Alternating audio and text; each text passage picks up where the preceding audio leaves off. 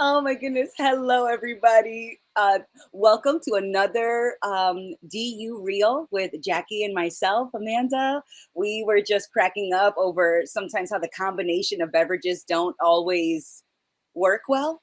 Sometimes, or certain flavors don't work well. Like one that comes to mind is like the first time I had a cup of orange juice after brushing my teeth. Learn that lesson quickly. Never will I have a sip of OJ after just brushing my teeth. So, No. sometimes you just need to see a combination once to realize never again. Yes, traumatizing to say the least. But yeah, we're here. Happy Mhm. Friday, everybody. Oh, wow. We are just I love the energy of dualistic unity because it really is anything goes. Like it really is. And besides like besides like mooning the camera, pretty much anything goes. And we can come as we are and just talk about whatever is on our mind. And I was telling Amanda before we started recording that I've kind of just been feeling a lot and just feeling very heavy for the last couple of days. And I don't really have a specific reason why. I think I'm also just fucking tired and exhausted. I really haven't been sleeping much or well lately. So there's that. And sort of coming to this reckoning with myself too, as well, of like, it's getting to the point where I've avoided my responsibilities long enough and not like anything too serious. Like, okay, I'm still fine, but I know that I feel like I'm self-sabotaging myself from really stepping into a new version of me, or like maybe that's a narrative too, but I think I am realizing how much I value responsibility and like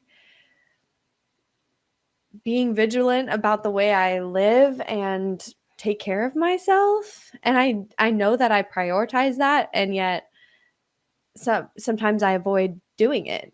And I've avoided doing it, it seems like, for the last couple months or a little bit, or I just feel like I'm off balance. Mhm. I think is the best way to put it. I just feel like I'm off balance, and I'm like I'm daunted by the task of like having to try and restore balance, because I'm also afraid of stepping into like a version of myself that I see as more powerful, or like not more powerful, but More like capable? being free. Like I am like I kind of doubt that it's actually possible and that I actually can have the life that I want. And I know it's like right within my grasp, right? And Hmm. it's like I get in my own way because I'm afraid of like moving to that next point because it's unfamiliar, and like breaking out of these habits that I've been in for like my whole life of ways of thinking about myself. I feel like I'm shedding like my skin again. And I go through these periods pretty much yearly of like I'm riding high when the weather is good. And like I feel like that's at least the pattern that I seem to experience every year, of just periods of introspection. And I feel like that's like what the winter is, like introspection, reflection, gratitude, and then coming into like the new year, it's like a shedding. And that can feel like depression. It can feel like having no energy. It can feel like feeling like you've outgrown the person that you used to be, and like you know all the changes you want to make, but you haven't quite made them yet. And I think it's okay to at once acknowledge the changes that you want to make and like see them through, but Mhm. also I'm okay with where I'm at right now. As much as I'm going through it, at the same time, like underneath it is just a like more of an acceptance than there's ever been. And so it's like I'm okay. Like as much as I'm going through it, I'm also good at the same time because I know it's working itself out. So Mhm. that's where I'm at right now. Oh And yeah. also, just wanna say hey to everybody. What's up, stream? Yes, absolutely. Hello, everybody. A couple quick announcements, actually. There are still 4 tickets available for the California retreat. So that includes the king bed that's being shared with, is it 3 or 4 other single beds in that same king loft area? And so that king is available, and then 3 other tickets separate in other rooms.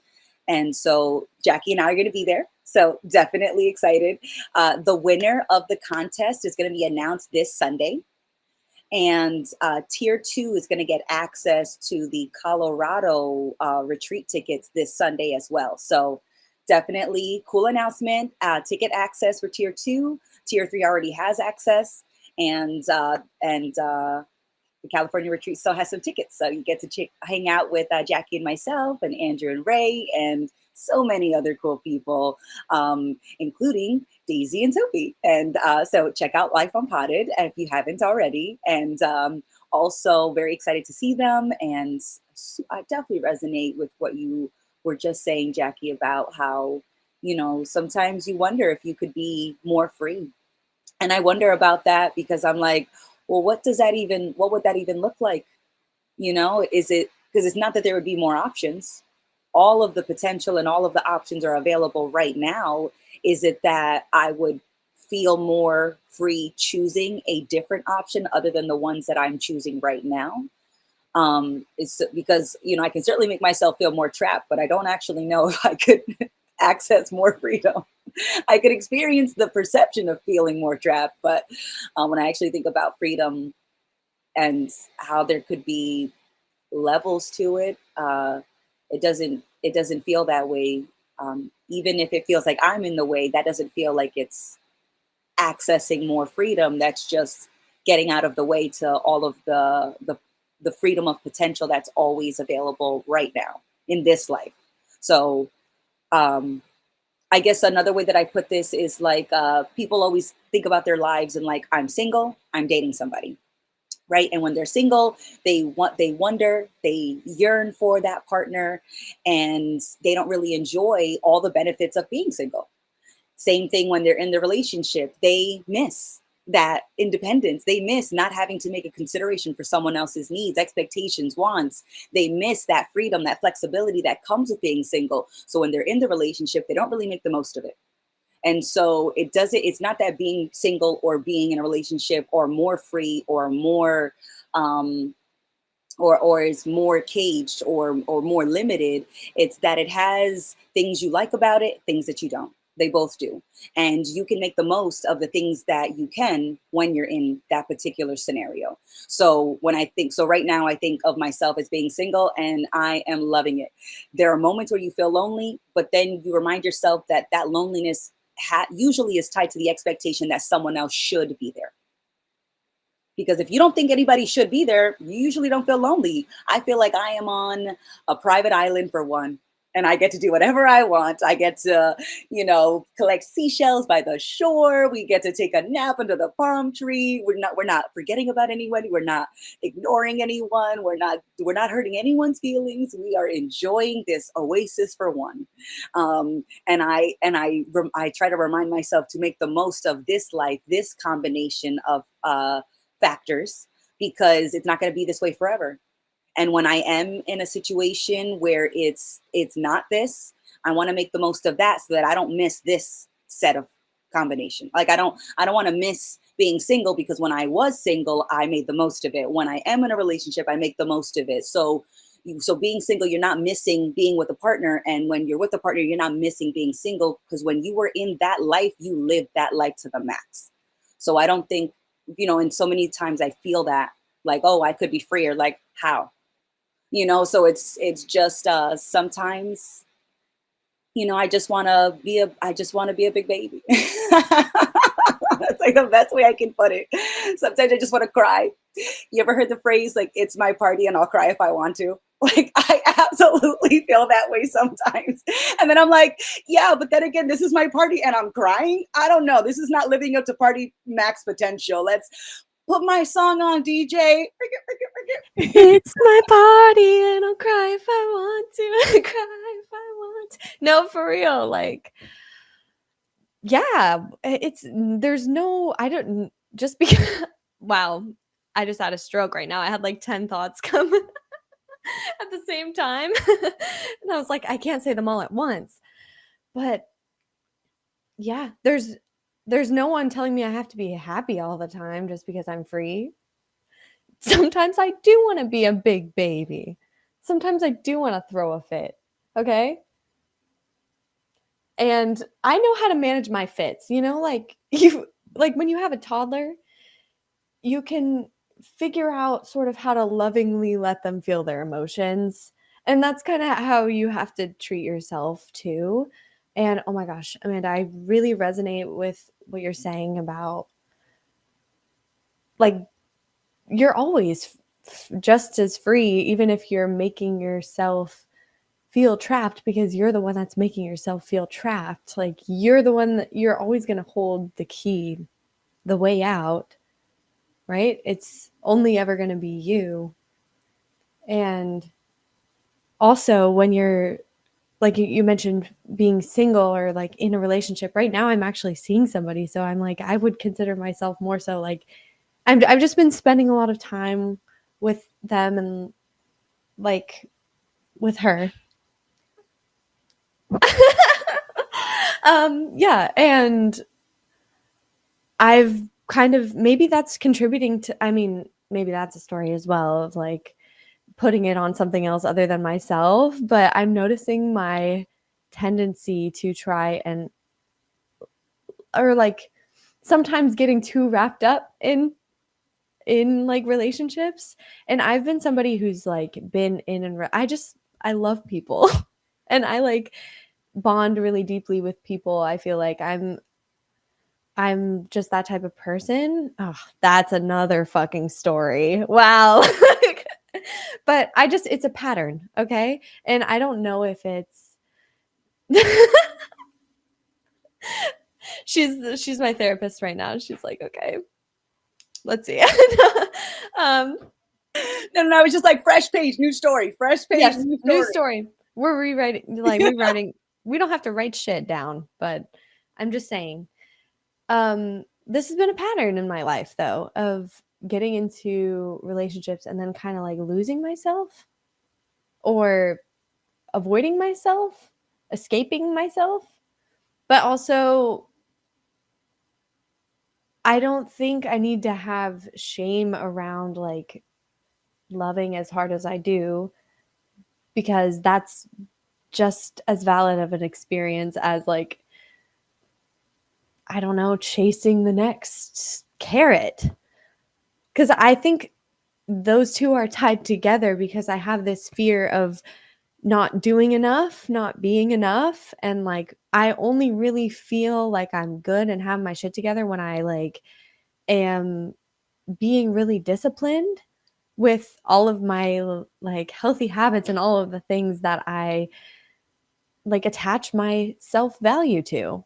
If I'm being completely honest, like being the type of person that does yoga every day and like at the same time I do those things for the way they make me feel and also for the way they make me think about myself.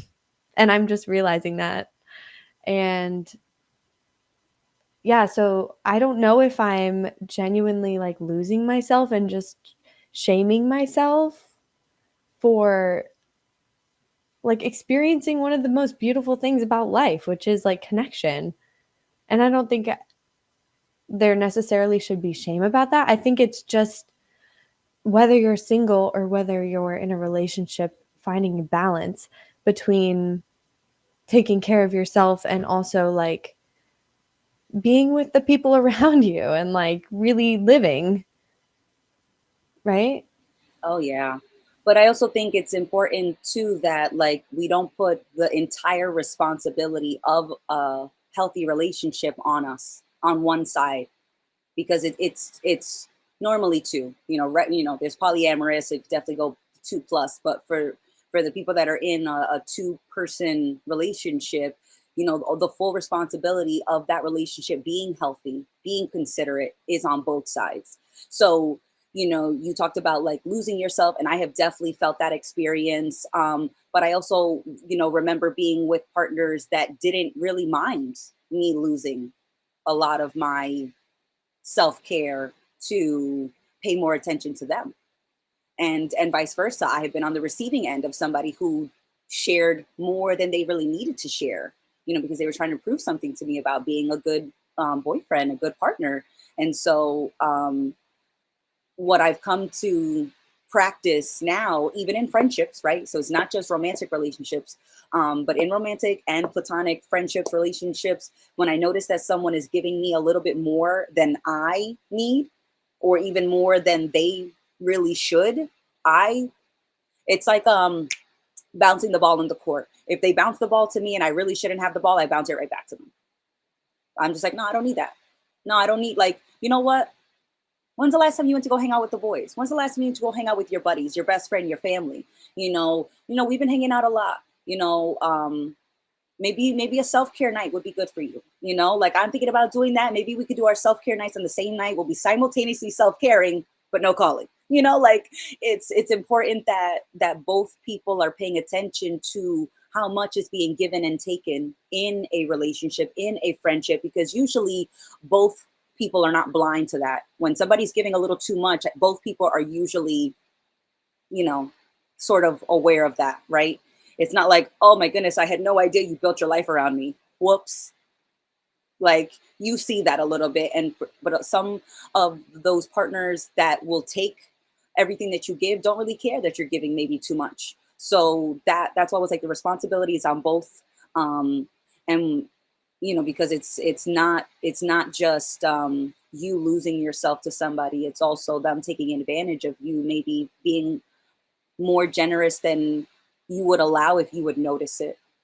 um so that's like a green flag that I like, that I hope that I raise for someone else, is when they pass me too much time and attention. I'm like, no, I'm really good. Like, I've got my bases covered. Like, I make the most of my time.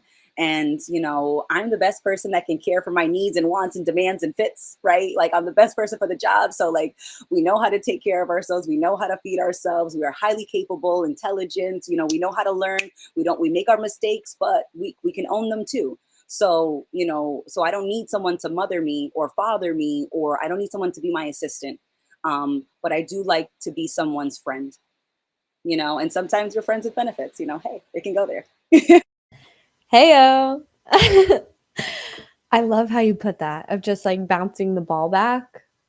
Like, it's not no, it's just like, whoo, okay. Calm down. Calm down. Like, I know it's a lot. But yeah, I'm really good. And I'd say, like, in my relationships more recently, it's easier to find that balance. I think when I was younger, that was not even something I considered, like, at all. I wanted to spend every single day with my boyfriend, and I would lose friendships because of it. Like, I think I have friendships today that, like, still took a hit from the way I was. Oh god, I like cringe so hard looking back about the way I was, just like in La La Land, it seemed like. And I wouldn't even notice the way I would, slowly over time, abandon myself. Like, just, you stop doing something as much and you think it's just like temporary, but then it becomes like a new habit. And then it's just, you don't even notice, you over time, it can just carry you away from yourself. But it's not that it's carrying you away from yourself, it's that you're like abandoning yourself. You're like willingly doing that. But you don't notice it until you do. And then when you do, it's glaringly obvious. And so it's like, it's not the relationship's fault though. It's you and your boundaries. And you can always change them. Like, if you notice that you've been seeing each other too much, like, honestly, I had that conversation yesterday. I was like, okay, maybe we need to like not make that a habit and like Absence does make the heart grow fonder, they say. Exactly, exactly. Like, I know, and it's cute, like, it's cute to be excited and, like, swept up, and to I think some extent, like, getting a little swept up is fine, and, like, that's the, like, magical, like, moments of life, or sometimes the more irresponsible ones. But I think in general, once you realize you've gone too far, you can always rein it back, and, like, if somebody has an issue with that, cut them off. You still can get out, You're never trapped anywhere, especially not in a relationship. Holy, you're never trapped in a relationship. So, and I don't know, like, I also have a fear of opening up in that way and, like, really letting somebody in again, because heartbreak fucking hurts.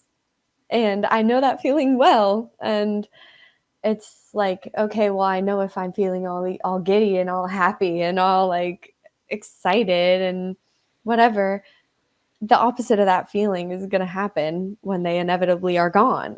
Mm-hmm. And so knowing that, it can be easy to avoid relationships and letting people in, but I don't think that's worth losing the experience of love, right? Mm-hmm. And Oh yeah. maybe that love with attachment is not, that's not what I define true love as. I think Mm-hmm. there's a difference. And so, like, we shouldn't attach to romantic relationships specifically, or friendships, like, I think Mm-hmm. you should be open to all different types of connection. And I don't know, the romantic can feel like the most roller coaster version of that, but it's definitely not the end all be all. And, like, whether you're single or in a relationship, there's love all around.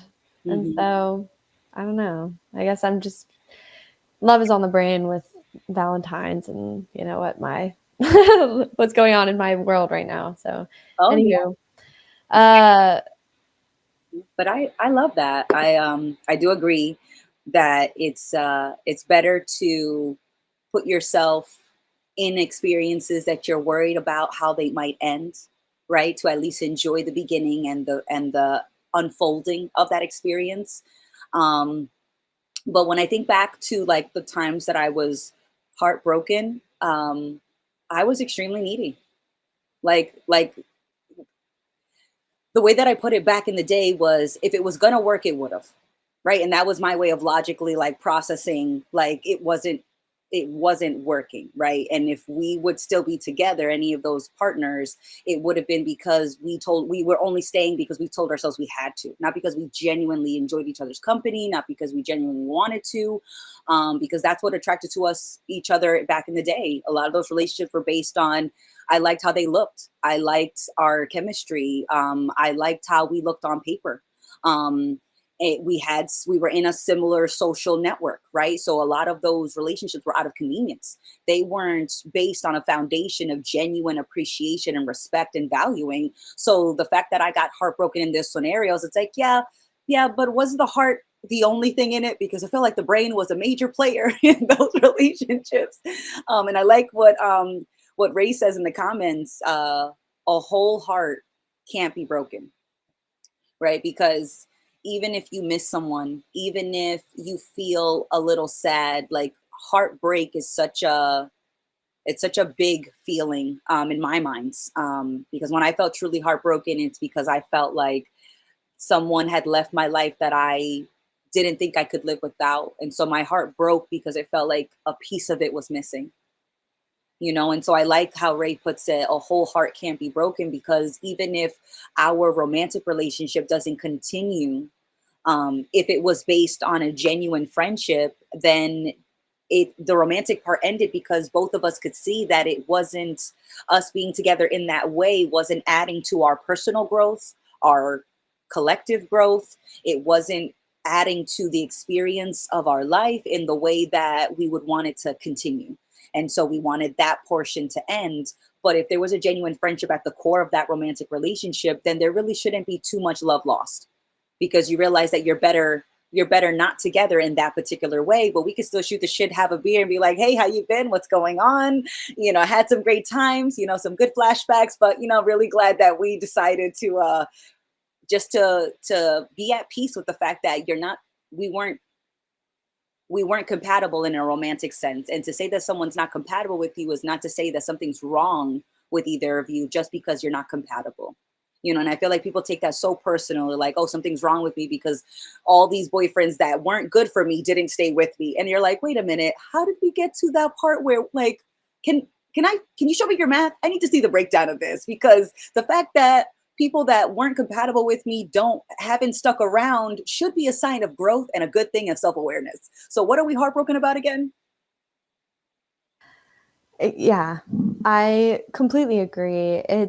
And when I look back at my past heartbreaks, it was all just building up like this attachment, this identity, this version of myself. And then usually the rift in the relationship is when I realize it's not working. That's not me. I don't like this anymore. I want to grow. I have to make the uncomfortable choice. We have to break up. That ends. And sometimes I'm forced into that before I'm ready. And so I think relationships are beautiful in that sense, where it's like you bring two mirrors, like two people are like mirrors, right? Reflecting back at each other, and they allow you to see more of yourself through like your connection. And so I think that's just beautiful as hell. But yeah, it's underneath it all, you can have an appreciation of the fact that you're always alone in your conscious experience anyway. It doesn't matter if you're in a relationship or alone. Like, the love that you feel for that other person is coming from you. Like, that's yours, and you don't need that other person to feel that way. Um, so even though it can feel intense, because I don't know if we can help forming emotional attachments to people. Like, if I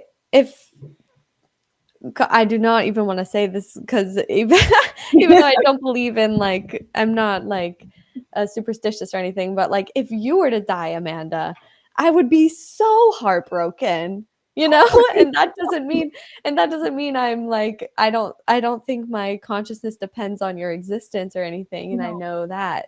So like my heart is still whole, but you can still feel heartbroken with a full heart, I think.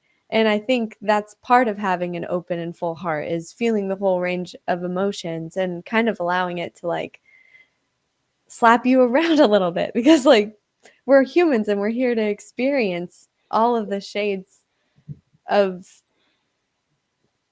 infinity and emotion and sensation and experience, I think, that are available to us. Yeah. And so I don't think we should um I don't know, like, I used to feel like I just wanted to hold everyone at bay and protect my space because I knew I was good by myself. But I think that was kind of like a fear of experience at the same time. And I think there's room for both. Like, Mhm. definitely I enjoy being single and not having anybody in my life and just hanging out with my friends all the time, like doing my hobbies a bunch and like being on top of my shit. Like, there's periods of time for that, but there's Mhm. at least, I don't know. I kind of have a new appreciation for that cycle of like being single and then like meeting somebody and getting swept away and then coming crashing back down and then learning more about yourself. It's like peeling a layer off every time. And Mhm. so, but you have to lose yourself a little bit, I think, to then find yourself in a deeper way. Yeah. I Yeah. don't know, man. I'm like, that shit. It is a lot to chew on. It's a lot, because I mean, Yeah. we are not going to have absolute answers at all today. We are just chewing out loud, you know, um, because I think like the example you gave is like the death of someone versus like breaking up with someone, which are like, so it's like, damn, Jackie, I'd be extremely sad if you No, no, just no. I was referring to heartbreak. I was like, referring no, to heartbreak. Yeah, but heartbreak usually happens because of the end of a romantic relationship. Like usually, especially that's the context that we were talking about heartbreak. Yeah. So that's I was like, definitely I would be deeply sad. But when I think about how I would progress if something did happen to you, it would be to celebrate the life, to celebrate the times we didn't have. I still do things when someone passes away, or even when someone and I we, broke up. There are certain things that I might do, or like, let's say I go to a certain music festival that I went to with an ex. The next time that I'm there, I'm gonna be like, man, I remember being here with this person, and damn it, we had an amazing time. And when I'm like jamming in front of the concert, I'd be like, oh my god, I was jamming here. And it's not to be stuck in the past, but it's just to celebrate that, like, the person who brought me to that location is no longer in my life, but I celebrate their time in my life because we made the most of it. And I can still appreciate that they introduced me to different music and places and art and foods. And when I re-encounter those things, their memory is going to come up. And usually heartbreak doesn't come with it. It's just thank you for everything that I was able to gain from our time together, and I hope you feel the same way. Shout out to all the exes. Like, because there's a lot of appreciation for the fact that, like, I'm not sad that we're not together because we outgrew each other, and that's a healthy thing. So when I think back to it, there wasn't anything lost. I gained so much. And so, like, when I think of heartbreak in the romantic context, it's like the only time you really, in my opinion, have lots of heartbreak and you feel so sad, you feel like you lost so much, is because you appreciated that person in a way that made you feel better. I don't think you actually appreciated the person as a whole. I don't think you appreciate the person as a person, and how their life is not revolving around you. So if they happen to get out of, let's say I'm a planet, if they happen to get out of my orbit, that's not a loss to me or to them, because if I truly appreciated them as a person, then I'm like, damn it, make the most of your time out there. Do your thing, because it certainly wasn't to live for me, and I wasn't there to live for them.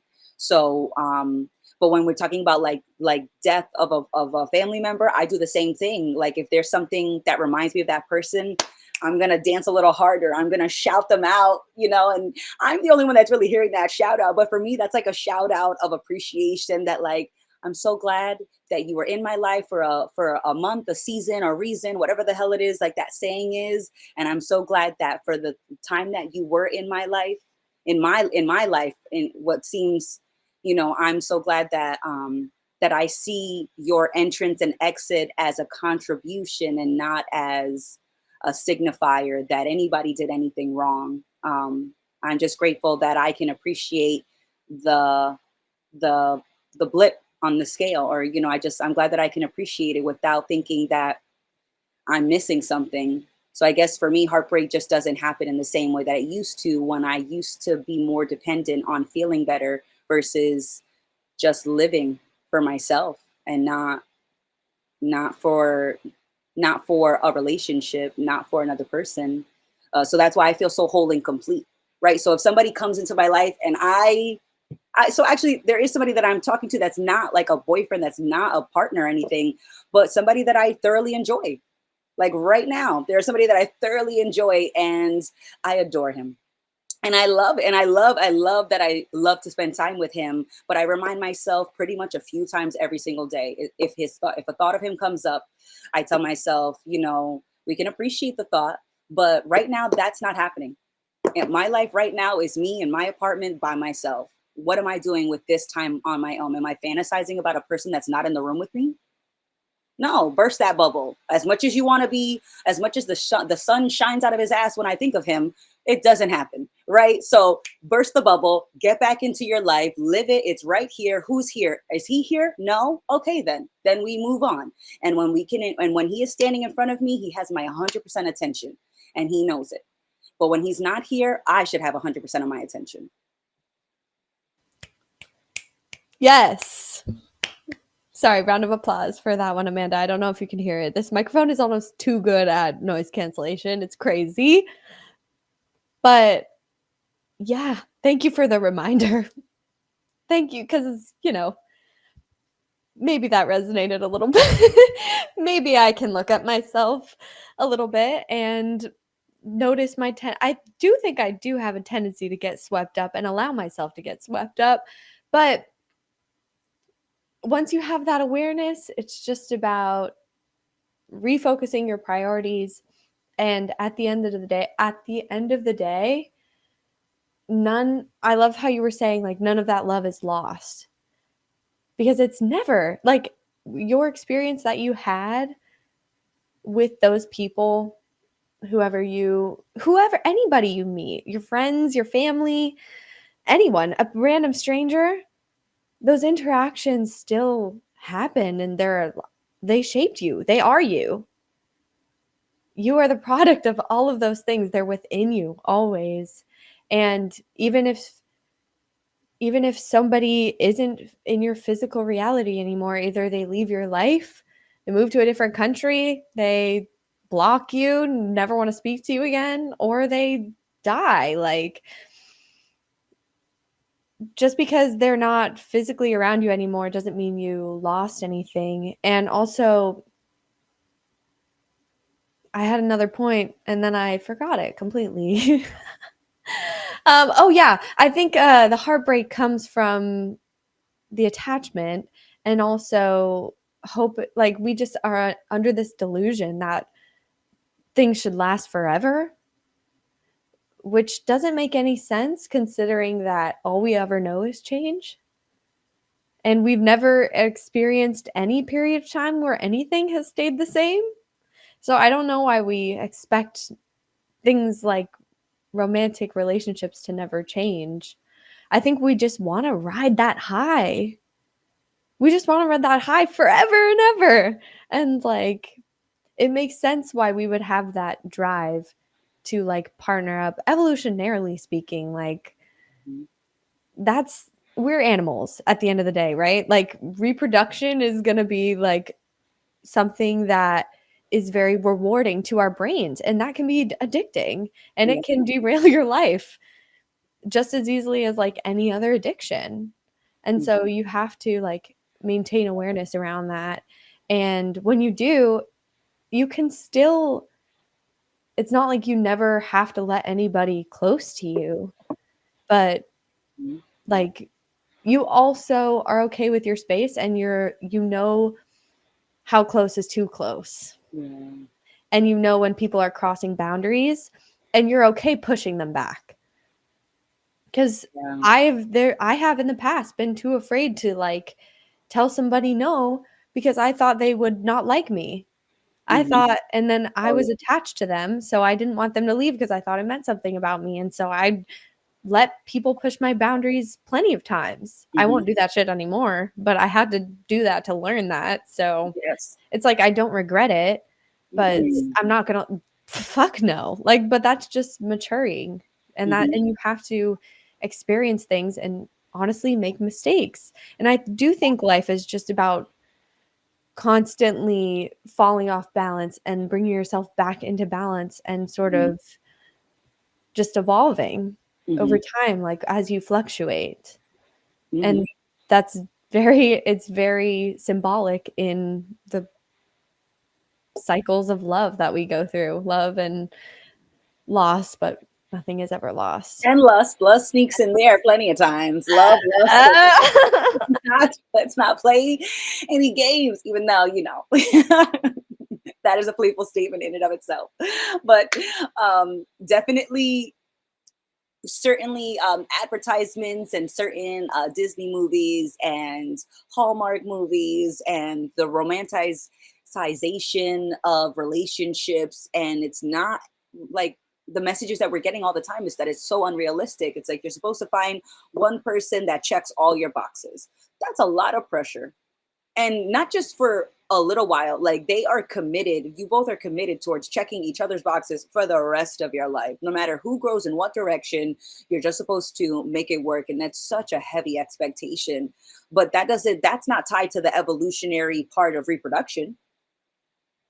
We were migrating. We weren't even staying in like cities for long. Like, we were listening, we were paying attention, we were sensitive to the land, to the weather, to the animal migrations, and we were also more sensitive to our own personal migrations. And so um, the way that we think about relationships now has a lot to do with how they've been sold to us, how they've been advertised to us. And it's not that it can't work, right? It's not that I'm saying that, you can't be happy with one person for the rest of your life. No, no, no, it's not saying that that's not a possibility. It's just not a requirement.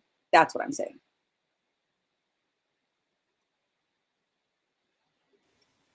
Not a requirement. Nothing is required. No external circumstance is required, and I still know I'll be fine. So Hmm. that's just always there in the background. Sorry, I got a little distracted because I realized this journal that my mom gave me. It says this girl should be two things: who and what she wants, and that's so on point for this episode. I love it. I love it. There's such an expectation for men and women, right? It's not Yeah. just us. It's everybody. Like Valentine's Day just passed, so I know that a lot of people are reeling from that holiday because they think, "Oh, I didn't spend it with someone. I didn't get flowers. I didn't get taken out to dinner. I'm not dating anyone. My parents are asking me when am I going to meet someone? When are they going to get their fucking grandkids? So that's certain something that I heard for so long, or they're just like, oh, that's it, you're a spinster, or that's it, you're destined to be alone forever. It's like so quickly is your family and your friends and your surrounding communities putting you in black or white scenarios. You're either going to be with somebody or you're just going to be alone forever. And so I'm so glad that we're talking about this, because the most important relationship is the one with yourself, the one that you have with your life. And usually, I love this saying too, because it's like when you're not looking for a relationship, that's usually when it finds you. It's because that's when you're not being fucking needy. Last time I checked, neediness is repulsive. And I know when I'm needy, I am not the person that you want to be around. And it's almost like I can smell the desperation on myself or on someone else. And that is like such a buzzkill. So, when somebody has been the most attracted to me, when I looked like I didn't need anybody to follow me, like I didn't need anybody to ask me out, when I was looking like I was living my best life, and that's when I've been, people are naturally drawn to you, and so that's what I want to remind all of us to do, is to just check in with how you are taking care of yourself. If there's any hints, I know my kidneys gave me a hint, drink some water before we end you. I was like, all right, demands, I am negotiating with my kidney terrorists, and no, but I'm just kidding, guys. I'm just kidding. I don't mean it. I'm just teasing you. You're We will end you. yeah, yeah. I'm like, no. Thank you for taking care of everybody. I do so much. I do some great. I'm surprised we're still here. Thank you so much, guys. So I definitely have moments where I check in with my relationship with my body, with my mind, with my life, with my home. And because usually that is the best indicator towards like what's the quality of my relationship with everyone else. And the more in tune I am, not better, the more in tune I am with my relationship with myself, the easier it is to be present in other relationships, because I'm not needing them to fix me or to complete me. Yeah, and then you can just hang out with people and keep it light. And like you can be in relationships and be like, okay, like we're not fucking other people, okay? I'm only interested in you. But like we're gonna like it's gonna end eventually. I'm not gonna invest all of my time into you. I'm not gonna invest all of my money or energy into you. I'm not gonna have you move in with me. Like we're not getting married. And it's day by day. And you can still do that. And then yeah, like you might be sad once they're gone, but you'll be fine regardless because you never lost yourself, right? You didn't abandon yourself. And that's I think what the real pain of a heartbreak is realizing that you did that and then being forced to like rebuild it all. And that's painful because it's uncomfortable. And like you can keep your feet underneath you and even if you do feel, you know, swept away in love and then you get thrown around and I don't know why just have all this imagery of like getting smacked on your face, like face planting into the earth. Like the universe slaps and cracks you around in love, and people do horrible things to you, or okay, can I not? Like, you get cheated on or something bad like Yeah. that, you know, like, even if that happens and you get hurt, you'll be fine. And that's the moral of the story, is that you don't need anybody. You don't need physically anybody. Hmm. You will be okay on your own until the day you die. You came into this world by yourself, and you're gonna leave it by yourself, because you're the only one that can experience your consciousness. You're the only one that really knows you, and not in a conceptual way. I think everybody else knows you in a conceptual way. You're the only one that knows yourself for the reality of what you are, and other people can, sort of get the afterglow. They can almost see you. They almost, like, they can feel you, but at the end of the day, you're the source of all your own love and all of your experiences in general. So Hmm. don't give that away to other people Hmm. completely, right? Like, Hmm. yeah, it's and you yours. just and you just build a sensitivity when you do, right? Like, it's not, there's nothing that goes to waste is like the phrase that keeps coming to mind lately. And like, someone cheats on you, or my big pet peeve back in the day was, I used to hate it when somebody would blow me off, especially a partner, because I'd be like, damn, do I look that needy?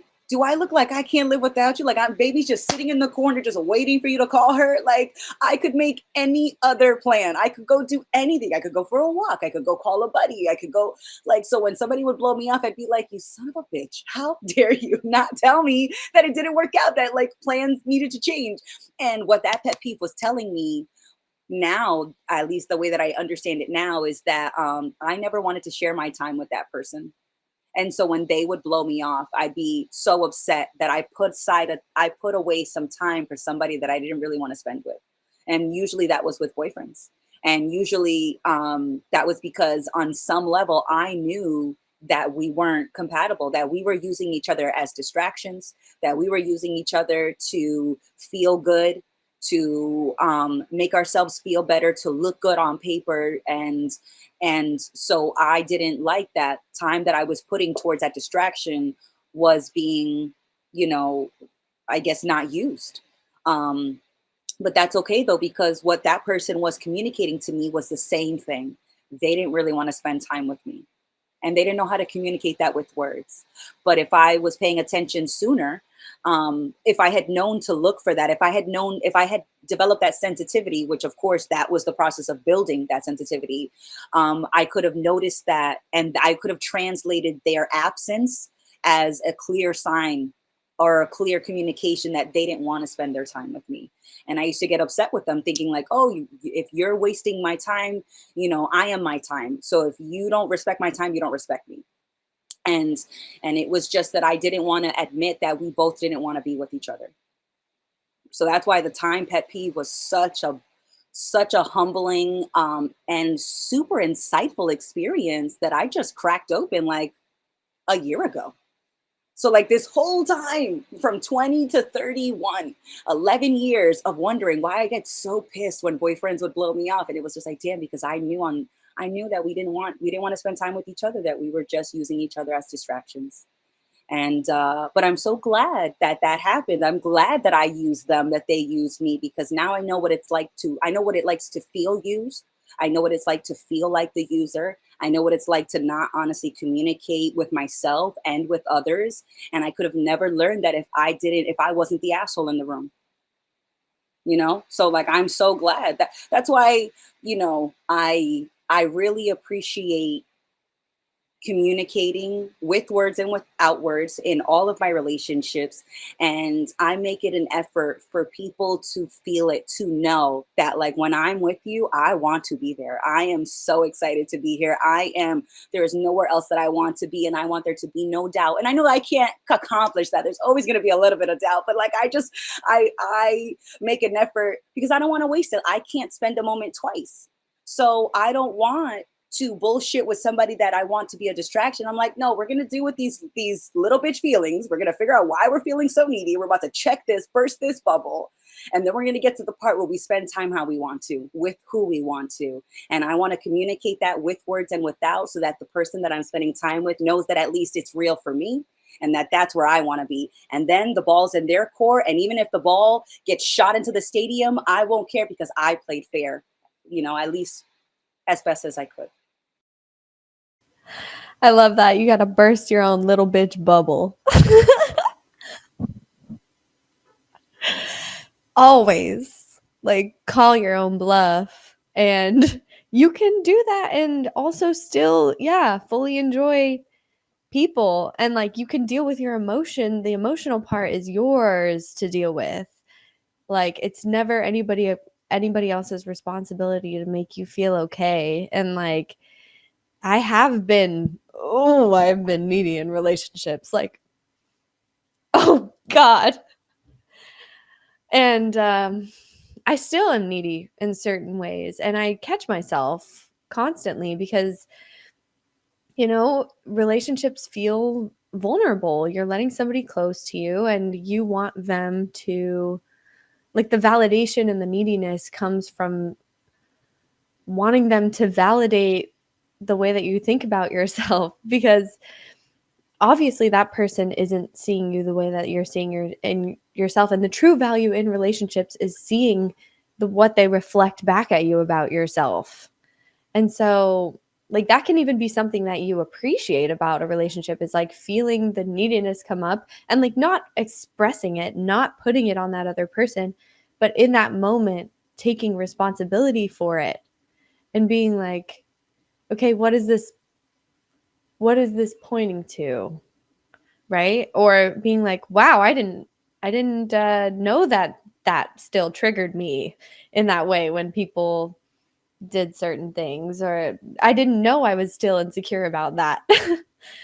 And you can learn about yourself in the process of doing it. And yeah, it's all just more context for Hmm. you to build an appreciation of this experience and to, understand how to find balance, right? Because you have to go, you have to kind of sway side to side and wobble a little bit and fall over, but then eventually you find center. Yeah. The And pendulum swings. the pendulum do be swinging though. Oh my God, right to the face sometimes. No. No, no. I just, I do enjoy being dramatic. Like I definitely have fun making things seem like more catastrophic and more theatrical. Because it helps me make light of how I do that by accident. How sometimes I'm throwing a fit. I'm needy, and I'm just like, you lived like 2 decades, 3 decades without someone, and like all of a sudden now you can't live without them. Really? Like, I know you really enjoy their company. I get that. Like, I get that. But I don't feel like it takes anything away from genuine appreciation of somebody if you understand on some level that you could live without them. That they're your whole existence. That life would still be meaningful and fulfilling and whole and complete, just you all on your own. Like, I don't think that takes anything away from genuinely appreciating time with somebody. um I just don't. And but I swear, if I would have told that even to myself like 20 years ago, I'd been like, what are you talking about, you crazy old woman? Like, like, what do you mean? Like, then it's not true love. Then it's like, yeah, but that's love doesn't come with a chain, right? Love doesn't come with an expectation or this weight that you couldn't live without somebody. Like that's just so needy. That's attachment. That's just okay. So you married your favorite crutch. Congratulations. You know what I mean? Like it I feel like, I've had the experience of like falling in love, but without attachment, it feels like flying in love.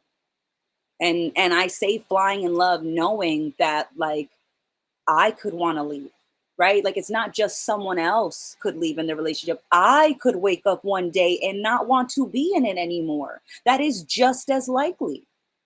And that means nothing about the two of us, right? And that doesn't take anything away from genuinely being present and appreciating someone for how they are, for how they show up, for how they live for them, and that's why it doesn't feel like I will ever get to a point where I will feel like I couldn't live without somebody because I have started over countless times.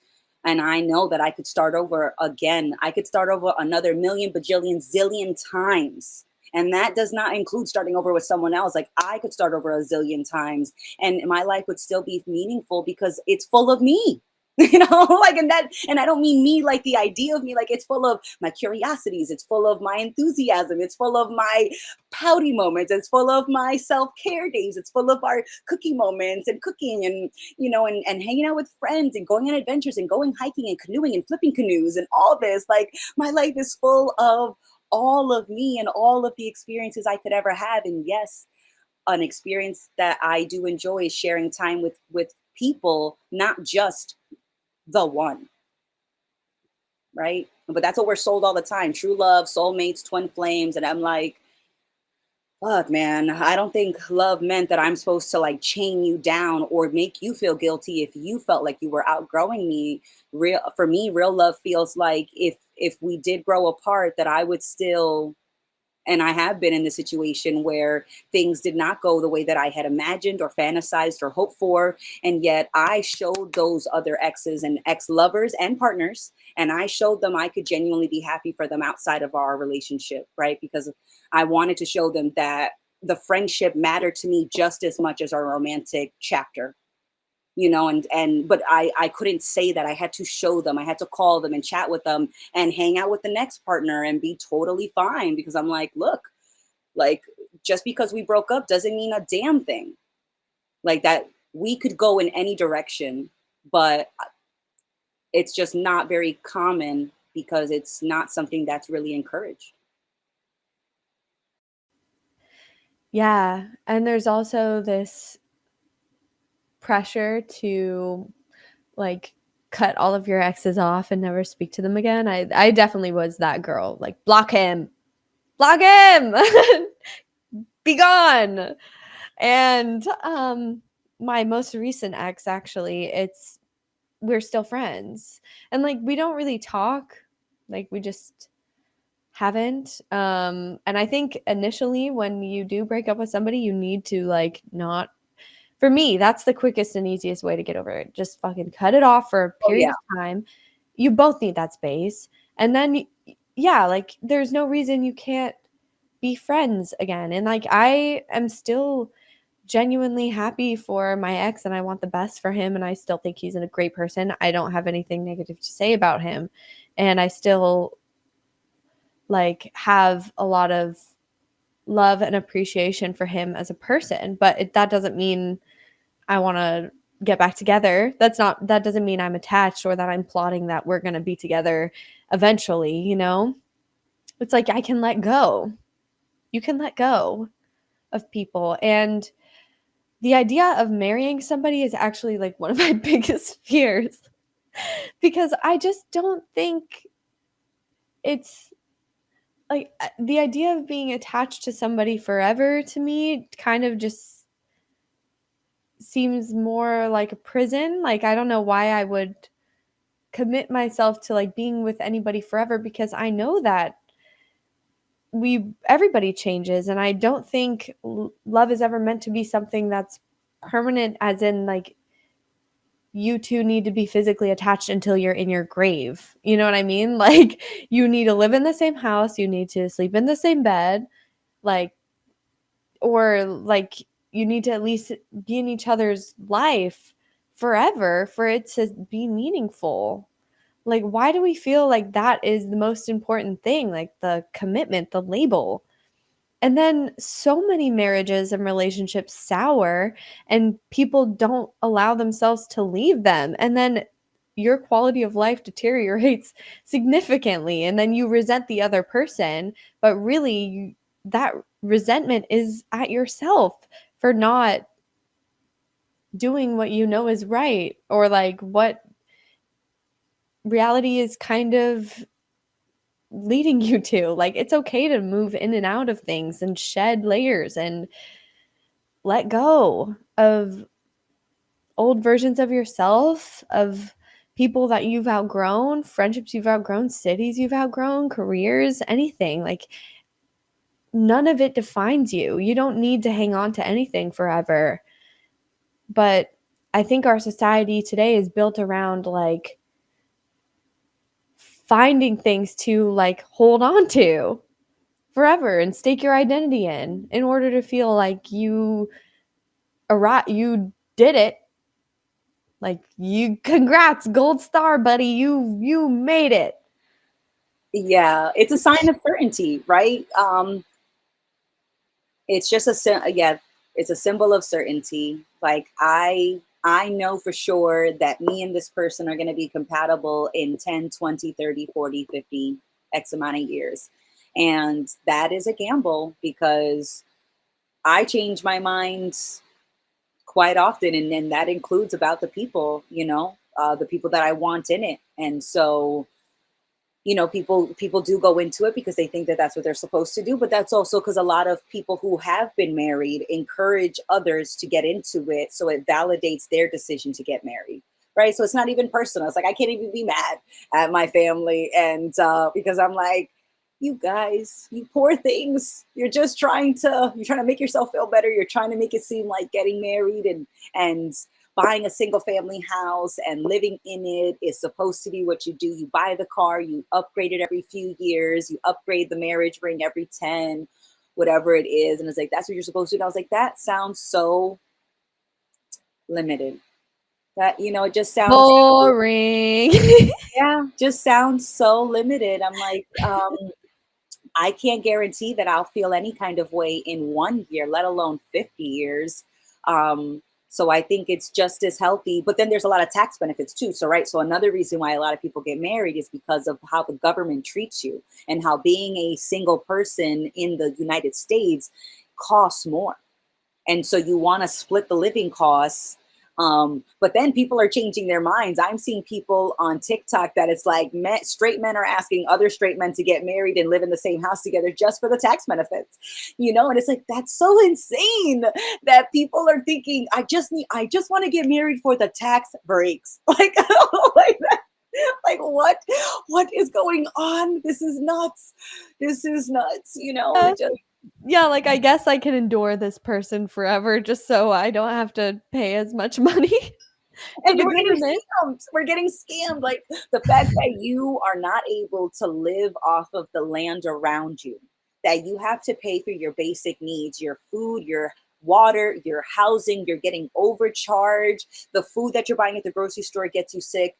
You're not taught really how to make at-home remedies and at-home medicines. And so that makes you more reliant on these artificial foods and medicines. And it's just this never-ending cycle. And so you think at least if the bill's shorter, that's somehow better. And I'm like, that is a short end of a stick. And you still think, a lot of people still think that they're winning when they're married, and whether it's an agreement between just two adults or it's a traditional context of, with a romantic layer, right? If there's a romantic layer that's not just purely for taxes. Because that can happen in any combination of genders, right? So traditional context, I only mean that there's a romantic layer to the marriage versus no romance, just we're working the system. So it's just such a shame that people are so desperate for a break that they'd be willing to tie themselves to another person with a cheaper chain.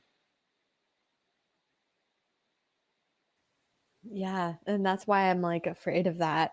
I know it's completely in my control whether I get married or Yeah. not, so, like, I don't have to be afraid of it, but, like, I just I just don't see myself ever making that decision. And I think that's okay. I don't think that means I'm like I don't love people as hard or that I wouldn't spend No. prolonged periods of time with people because I do really value deep connection with people. And I think there's a way that you can like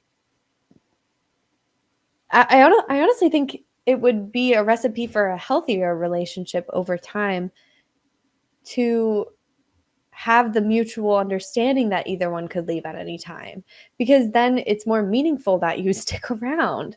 It's like, okay, you genuinely enjoy and just appreciate me, and I obviously feel the same because I'm still here, and like we don't have to have the label because we don't doubt each other, or No. like or we don't doubt that the other person would like lie about how they were feeling, right? Like, Mhm. and we both have the mutual understanding and respect that like I want you to do what's best for you. Yeah. And if that's not me, that's okay, but like you can tell me that. You don't have to like be married to me and then have a mistress like, or you don't have to like Yeah. whatever. You don't have to hurt each other unnecessarily. Like you can just appreciate and be with somebody and spend time with them, maybe even like have kids with them, Of course. and then separate, and that's okay. Hmm. Like it doesn't it's not no one person or one scenario is your end all be all. And Hmm. then it's not going to solve all your problems. First of all, like getting married won't like really make your life any better. It doesn't guarantee that they will be there in 50 years just because they said they Mhm. would, right? And it's just realistic. It's not that, you know, it's just saying that you. So I guess what I like saying now in my friendships and in romantic relationships encounters is just that, like, it's okay. Like, it's okay if it like if I don't need any promises, right? So if someone feels bad about not calling me or for not making plans or changing something, I'm like, that's okay. Like, no promises. Like, when we make plans, I usually try to say, like, no promises. If something happens, if something changes, that's okay. Let me know if you can. And even if they don't let me know, I give people like a 20-minute window. If I don't hear from you within the first 20 minutes of our agreed upon time, meeting place, we're pivoting. If you get there in 45 minutes and you don't see me there, call me. I'll just tell you I left, like, which is reasonable. Like, I left after 20 minutes. So, either I'm able to come back and we'll do something else, or I'll be like, no, I had, like plans change and I'm not available for the rest of this day. But I do try to tell people, no promises are needed because I don't need you to do something for me tomorrow.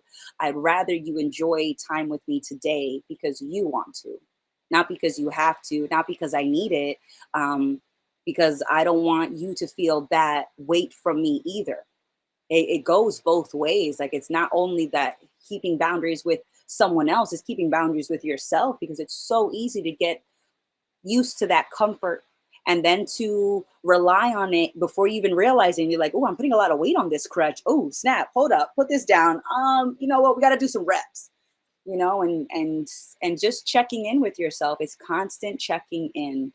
And I don't think that that happens, or at least I don't see that that happening a lot in my traditional experience of a romantic relationship in the States, or in the relationships that I see around me. I don't see lots of checking. I do see lots of comforting and coddling. Yep, exactly. A lot of people just trying to make themselves feel better, escape into something else or into somebody else, to prove something. Like, oh, look at my hot boyfriend. I must be hot too. I must be valuable, right? I did it. Um, it's so clearly about identity in so many cases, but genuine love is out there, right? Appreciation is still there, and you can have a relationship on your own terms. You can, I mean, you're always in relationship with reality. You can't escape any of your relations, and even the relationships in the past, those relations still exist, like they're never severed. And um So really what you're working on is your relationship with, it's always with yourself. Always. It's always with yourself, whether you're single or in a relationship or like you Mhm. physically have somebody around you, right? Like it's always negotiating your relationship with yourself and your existence, and in whatever context you're in, using it, to check in, right? Pay attention to what's coming up and what can I do with this? And what is this pointing at? And like, where am I falling off balance? What do I need? Like, Mhm. in order to maintain my equilibrium. And like, even if you fall off balance, you're okay. Mhm. But it's just a self-refining process over time if you pay attention. But the way people lose themselves because they're not paying attention to the reality of themselves. They're caught up in the realm of concepts and ideas, and everything is so surface level. And so people don't even really recognize how they really feel if maybe deep down they genuinely don't even like that person. And Mhm. they can't even really recognize that because they're so caught up in need. Mhm. Yeah. But the more attention you pay to how you feel in every moment and what's going on, like, you can start to behave in a way and like express yourself in a way that is self-responsible, because with awareness kind of responsibility follows. Mhm. So um just it's just paying attention, like Mhm. always. That's always when it fucking comes back to. And you notice when you're not paying attention because usually like there's a bump in the road, right? I will be perfect example. I'll be getting ready for our live, a Patreon call, a group, right? And we are rushing. We are absolutely rushing through this apartment. We're getting ready. We just took a shower. We're getting out of work mode. We're going into DU chatting mode, and I'm rushing through this apartment. I live in a shoebox, and I say I live in a shoebox because it's a tiny little studio, and I love it. But I still rush in this little shoebox, and I will be rushing from one corner to the next. And because I'm not paying attention, I don't notice that something is on the edge of a counter, and I happen to rush past it.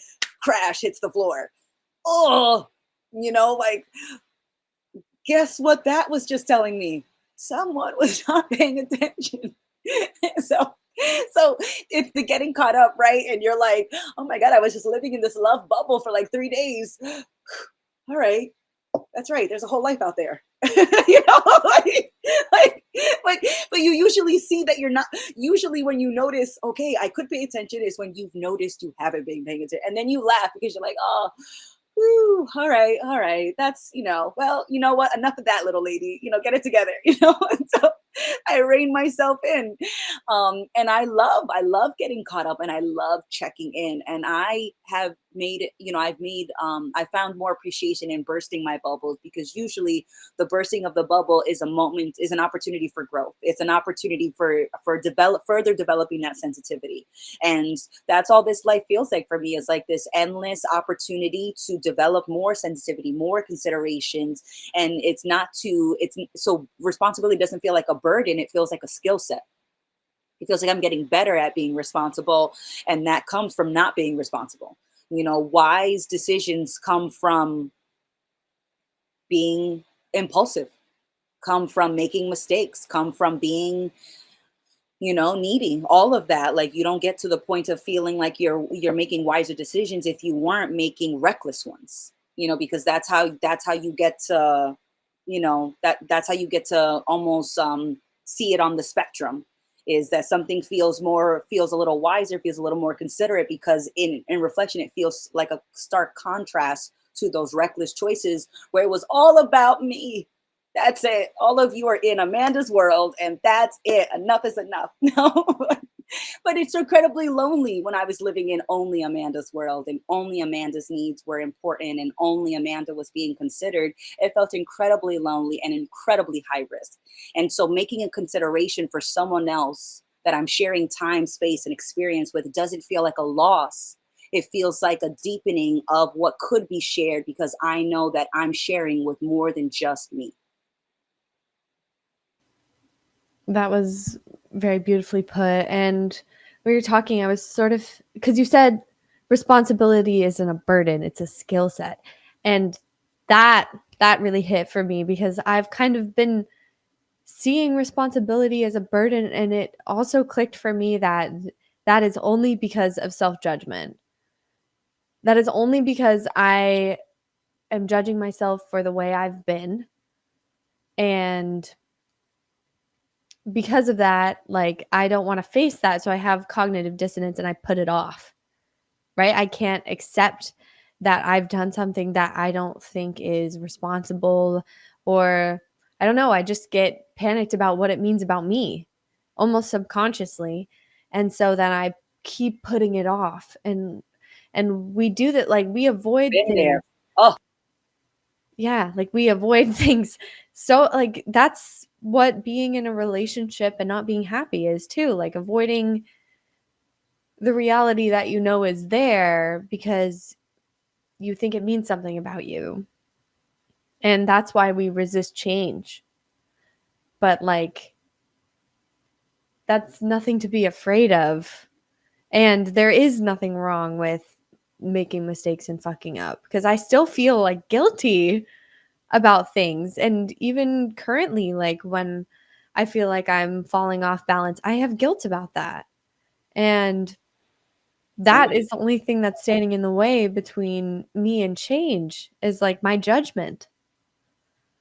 Oh, that's so fucked up. And we can let go of that judgment, and then things kind of can work through more efficiently, and you can recognize when things aren't working for you anymore and cut it off before it gets too extreme, right? And that's how we get better at finding balance, and we don't have these crazy roller coaster emotional, like, relationships, or like periods of time where we lose ourselves, and then we, like, you know, just our experience doesn't fluctuate as extremely when we're paying more attention to how we're genuinely feeling and allowing that to express, because we're not afraid of what the consequences are. And Mhm. that's when, and the more that you do that, your responsibility muscles get pretty buff because you're lifting your shit, you're not avoiding it. After I get those reps in, baby. Oh my goodness. But the guilt and the shame, it's a part of it. It's a part of it too, right? It's so there have been some like unpleasant moments, and I remember them. Like, it still feels unpleasant when I think about them. Like, maybe having one drink too many at an office event. Maybe being so visibly jealous of a friend because I thought that, her happiness prevented me from reaching that amount of happiness, or someone else's accomplishments when I was being petty and jealous. It's like, oh, I remember those feelings very vividly. And I'm glad because those feelings let me know that I'm holding on. And so it's almost like another reminder when that shame comes up, is that there is a judgment, and you're like, oh snap, oh snap, I am judging. And right, and it's like there is an opportunity for growth. I don't necessarily need to love everything that I do, but I can take when my shame and guilt comes to visit me as a reminder that maybe we're holding on to the idea of being ourselves versus actually being, just being, right? Because I was thinking about that when we've been chatting about this for, like, for who knows how long, but about like being ourselves, and like, is being ourselves really just being, right? No concept of Amanda and Jackie, just being.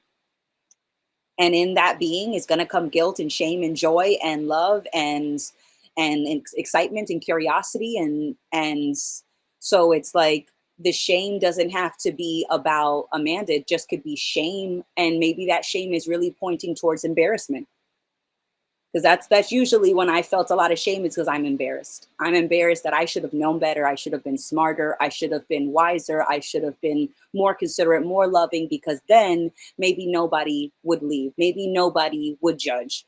And it's like, yeah, but even if every person on this planet judged you, Would that stop you from still being? Would that stop you from living? Let's go worst case scenario.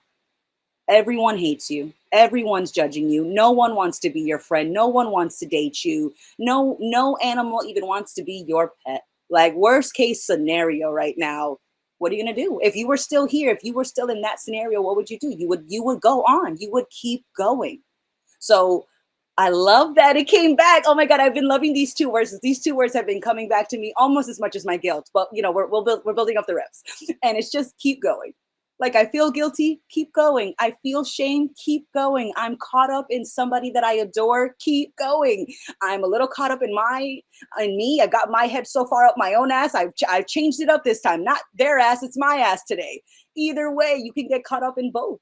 And so it's like, no matter what scenario you find yourself in, you can always keep going, regardless of your opinion. Regardless of your opinion, you can always keep going.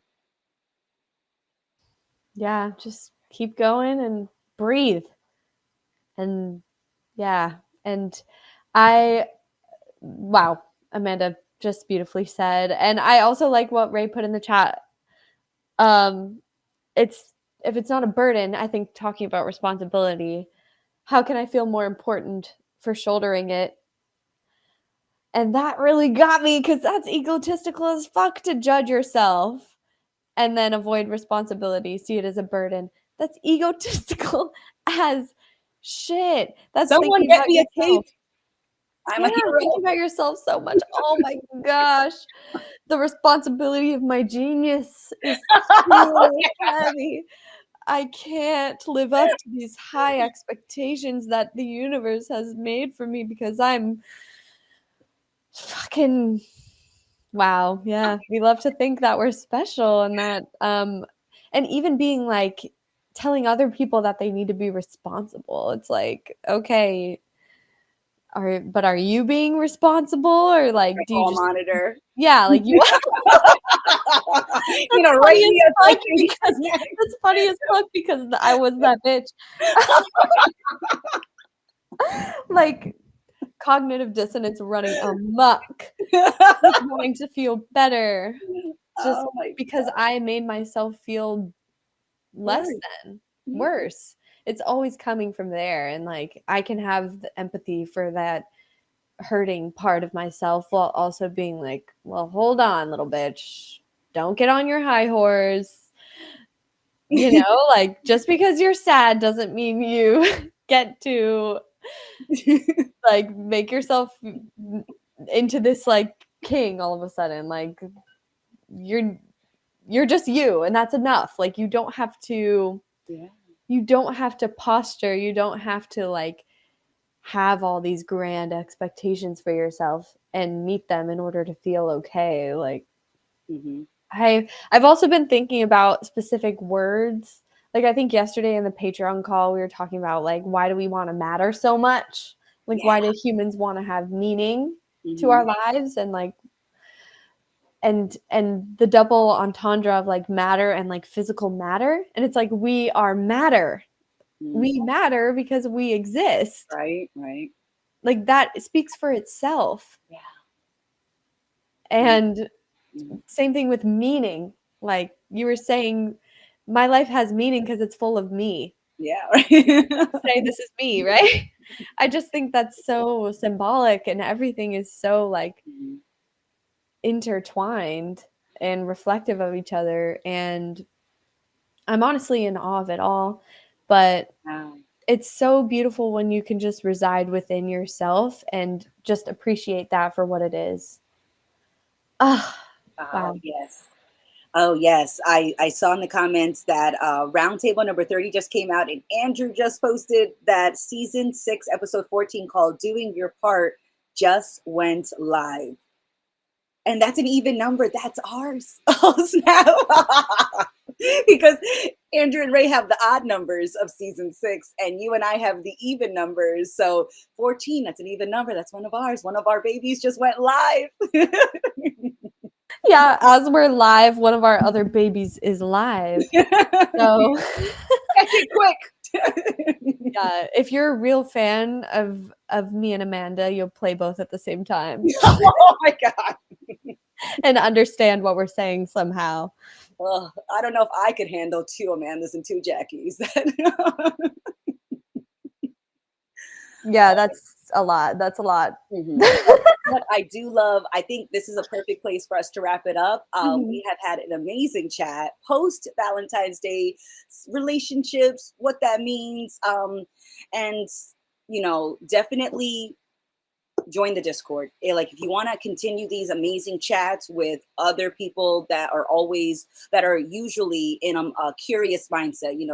There are moments where there's neediness that finds its way to the Discord, right? It's not absence of that either, but that bubble gets burst just as almost as quickly as I burst my own bubble.